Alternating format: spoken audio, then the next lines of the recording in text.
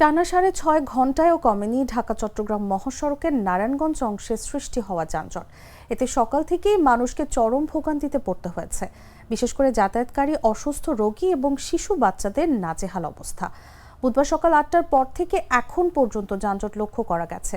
দেখা যায় মহাসড়কের চট্টগ্রামমুখী লেনের সানার পার হতে মদনপুর পর্যন্ত প্রায় ৮ কিলোমিটার সড়ক জুড়ে তীব্র যানজট সৃষ্টি হয়, যার ফলে যাতায়াতকারী যাত্রী এবং পরিবহন চালকদের চরম ভোগান্তি পোহাতে হচ্ছে।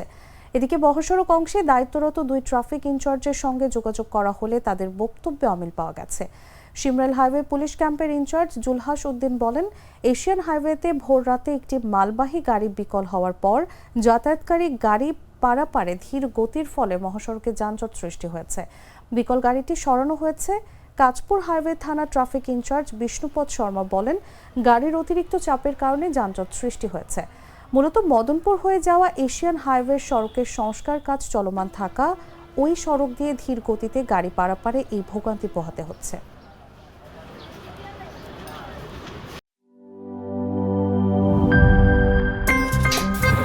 আমার একটা স্মার্ট সিদ্ধান্তে 25% গ্যাসের খরচ কমেছে। ভাবছেন কিভাবে?